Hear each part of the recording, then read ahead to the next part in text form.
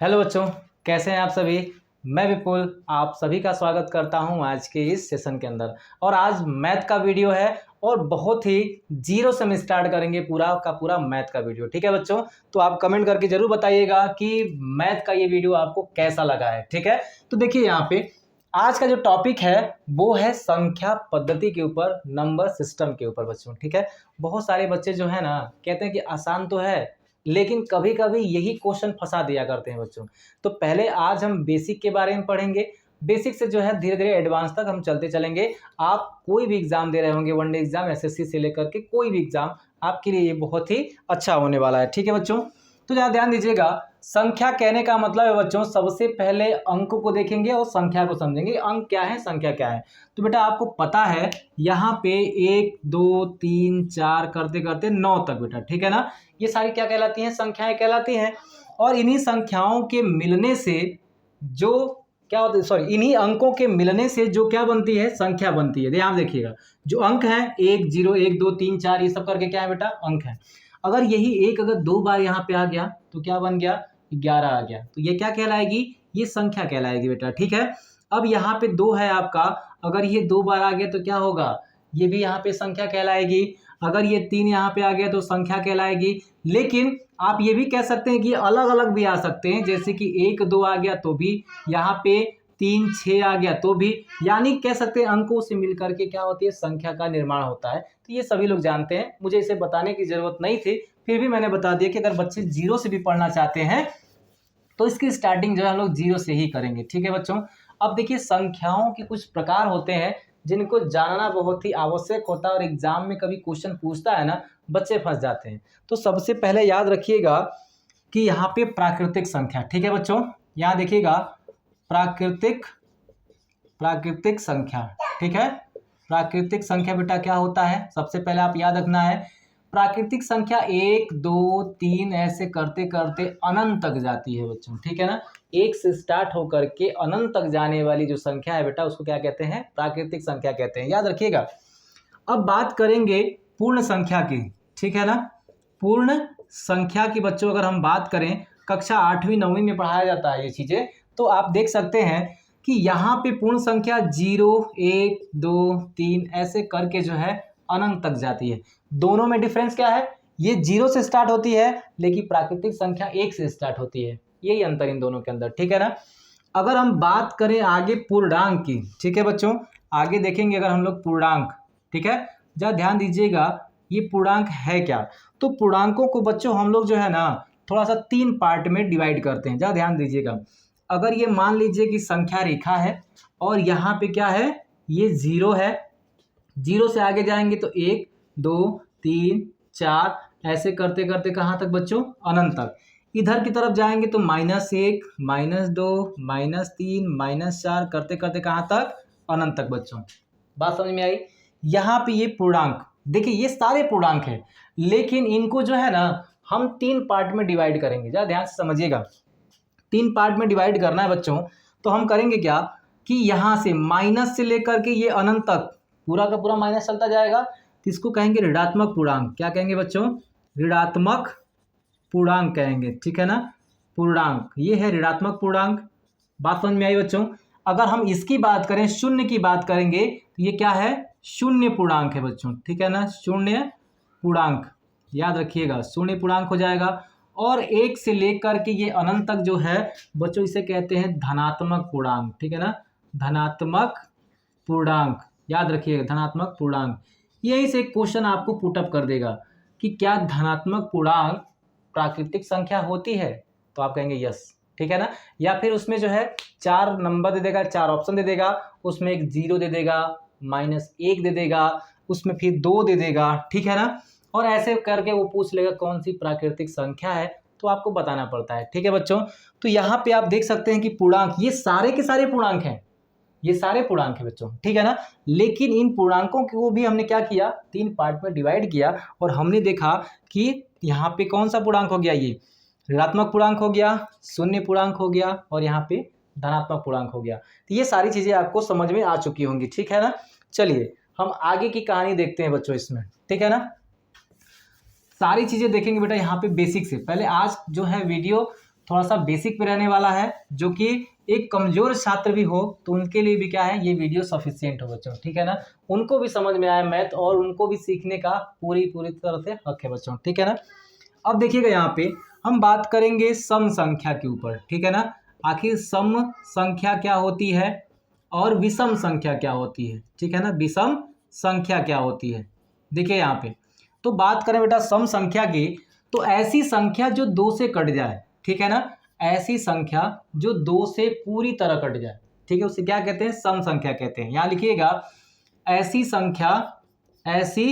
संख्या जो 2 से पूरी तरह कट जाए, 2 से पूरी तरह कट जाए, ठीक है ना, पूरी तरह विभाजित हो जाए, ठीक है बच्चों, विभाजित हो जाए, याद रखिएगा।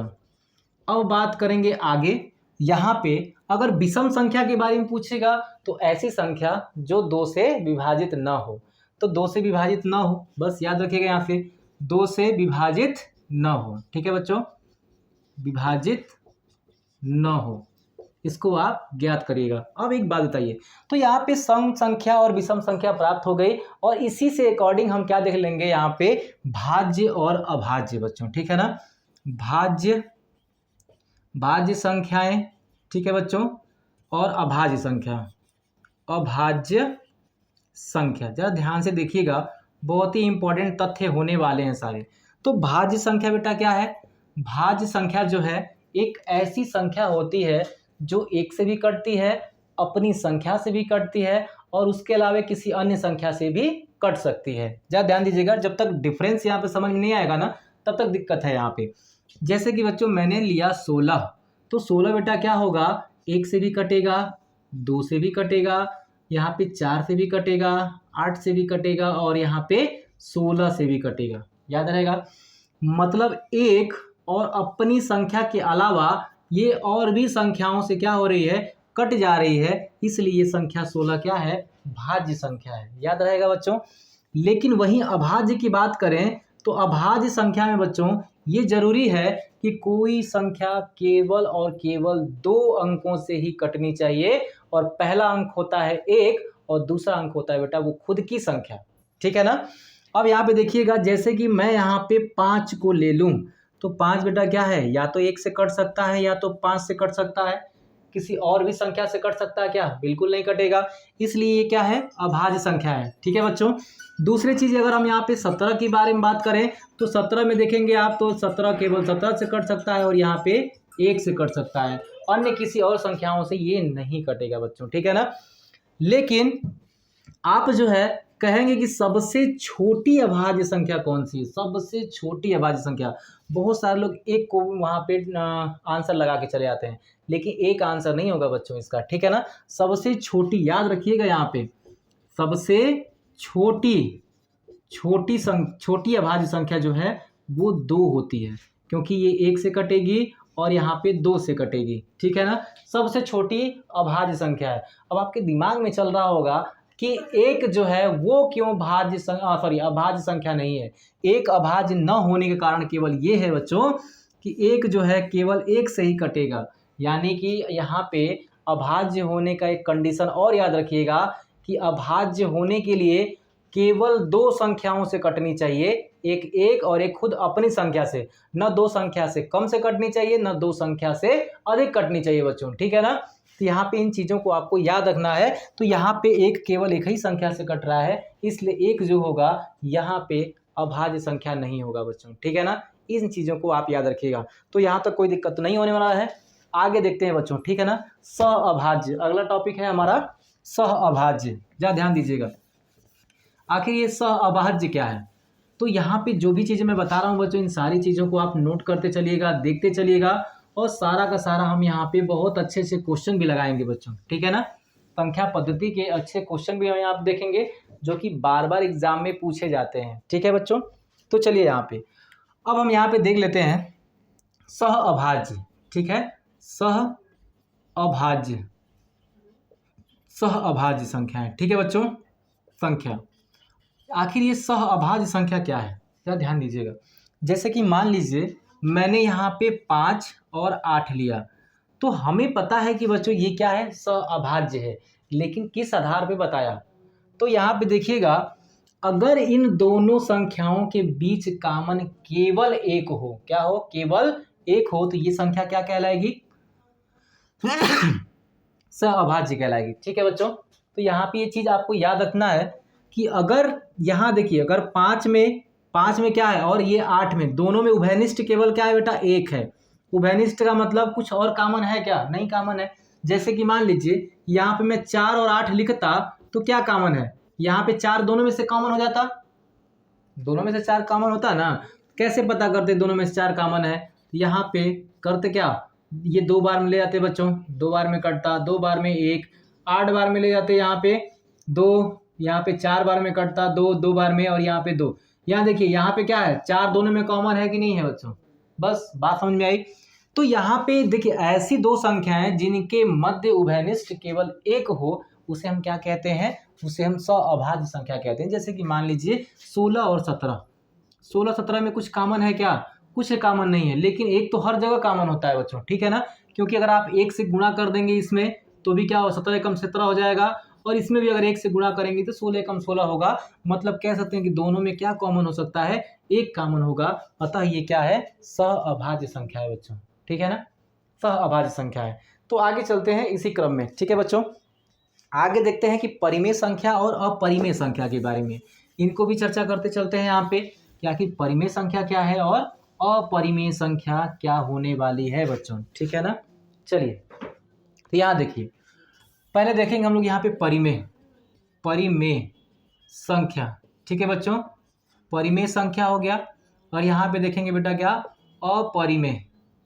अपरिमेय संख्या, ठीक है ना। ये अपरिमेय संख्या क्या है बच्चों, और परिमेय संख्या क्या है। तो जरा याद रखिएगा, परिमेय संख्या ऐसी संख्या होती है जो p बटा में q के रूप में क्या हो सकती है, दिखाया जा सकता है बच्चों, ठीक है। ऐसी संख्या जो p बटा q के रूप का होता है उसे हम क्या कहते हैं, परिमेय संख्या कहते हैं। लेकिन इसमें एक कंडीशन याद रखिएगा कि हर आपका जीरो कभी नहीं होना चाहिए, मतलब जो हर में q है नॉट इक्वल टू जीरो। अगर यह क्या हो गया, जीरो हो गया, अगर हर आपका जीरो हो गया तो वह परिमेय संख्या होगी ही नहीं, याद रखिएगा इस चीज को, ठीक है ना। अब जैसे कि एग्जांपल में लिख सकते हैं कि -1, यहाँ पे 0, 1 बटा में 2, यहाँ पे 3 बटा में कह सकते हैं आप 7, ये सब क्या है, ये सब जो है आपके परिमेय संख्या है। अब यहाँ पे मुख्यतः मैंने 0 को लिखा है, यहाँ पे 0 भी एक परिमेय संख्या है बच्चों, ठीक है ना। क्यों परिमेय संख्या है 0, क्योंकि 0 के बटा में हम 1 लिख सकते हैं। मैंने ये थोड़ी बोला था कि आपका अंश 0 नहीं होना चाहिए, अंश 0 हो सकता है, हर 0 नहीं होना चाहिए, ठीक है ना। तो हर 0 नहीं होगा। अगर बताइए 0 का अगर हर भी 0 होता तो संख्या फिर अनंत होती, ठीक है ना। लेकिन यहाँ पे 0 का जो है हर आपका 1 होता है, ले करके चलना है, इसलिए 0 को हम क्या कहते हैं, परिमेय संख्या कहते हैं बच्चों। लेकिन अपरिमेय संख्या क्या होती है, जरा ध्यान दीजिएगा। अपरिमेय संख्या एक ऐसी संख्या होती है जिसे p बटा q के रूप में परिवर्तित नहीं किया जा सकता है बच्चों, ठीक है। p बटा q के रूप में परिवर्तन नहीं होगा इसका। दूसरी चीज, यहाँ पे इसका परिवर्तन जब नहीं होगा तो इसके एग्जाम्पल क्या क्या हो सकते हैं। तो सबसे पहले आप याद रखिएगा, पाई क्या है, इसका एग्जाम्पल है बच्चों, ठीक है ना। पाई भी क्या है, अपरिमेय संख्या। करणी में 2, करणी में -2, ठीक है ना। ये सब जो है ना, करणी में 3, ये सब क्या होंगे, आपके अपरिमेय संख्या होंगे बच्चों, ठीक है ना, अपरिमेय संख्या। तो याद रखना इन सारी चीज़ों को, क्योंकि कभी कभी जब क्वेश्चन पूछ लेता है बेसिक से उठा करके ना, तो फंस जाते हैं बच्चे, ठीक है ना। अब आगे देखते हैं हम यहाँ पे, अब जो है वास्तविक संख्या, अब इसी से कनेक्ट करके आप वास्तविक संख्या को भी पढ़ सकते हैं। देखिए यहाँ पे वास्तविक संख्या क्या है, जरा ध्यान दीजिएगा, वास्तविक संख्या, ठीक है बच्चों।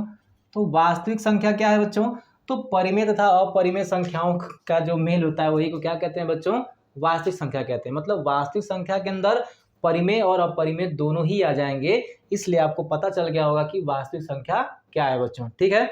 यहाँ तक कोई दिक्कत नहीं है सभी लोगों को। अब हम जो है ना, हम आगे चलेंगे, अब जो है थोड़ा सा कुछ क्वेश्चन देखते हैं बच्चों, ठीक है।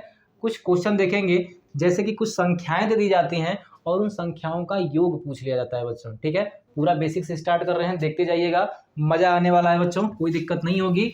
आज की क्लास बहुत ज़्यादा बड़ी नहीं करूँगा, बहुत ही छोटी क्लास रहने वाली है और बेसिक ठीक है बच्चों, आपको जो है सारी चीज़ें सिखाने की जिम्मेदारी मैं लेके चला हूँ, तो सारी चीज़ें मैं आपको सिखाऊंगा भी, ठीक है ना, चाहे आपको मैथ आता हो या ना आता हो। देखिए यहाँ पे अब जो है हम बात करते हैं, चलिए हम मान लेते हैं कि कुछ संख्याएं दी गई, 1 2 3 4 करते करते बेटा 50 तक संख्याएं दी गई हैं। अब एक बात बताइए, आपसे कोई ये पूछ ले कि 50 तक यहाँ पे संख्या दी गई है, ठीक है ना, चलिए थोड़ा सा इस संख्या को ना मैं कुछ बदल के लिख देता हूँ, ज़रा ध्यान से समझिएगा।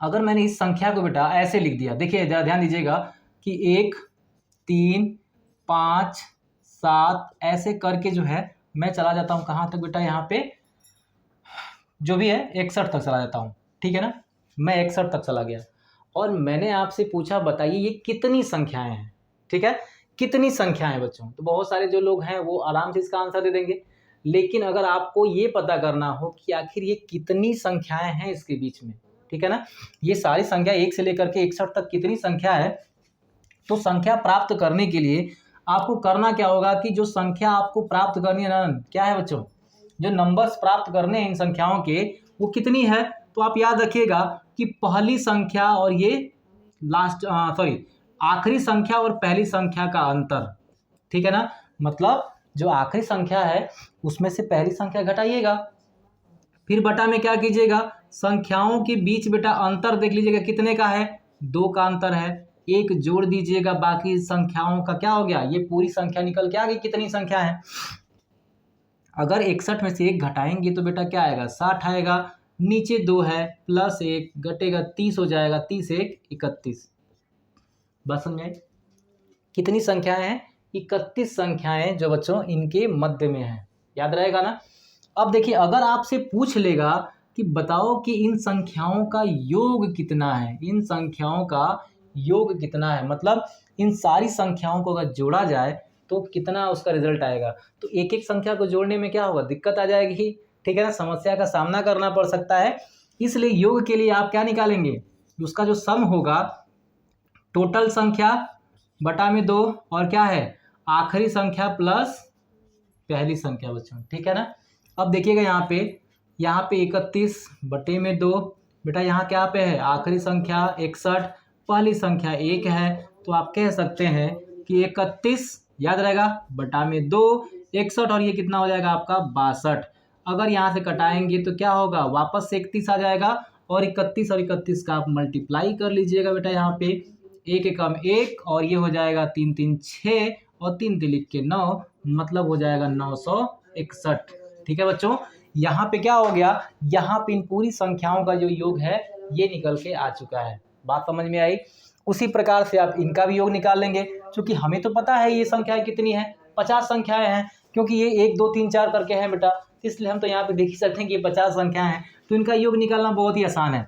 इनका योग, इन संख्याओं का योग कैसे निकलेगा, बस s बराबर संख्याओं कितनी संख्याएं हैं ये वाला सूत्र आपको याद रखना है, ठीक है ना। संख्या कितनी है 50 संख्या है बटा में 2, आखिरी संख्या 50 पहली संख्या 1, बेटा कितना होगा, ये कटाएंगे 25 बार में कट जाएगा तो 25 गुणे 51 आ जाएगा, है ना।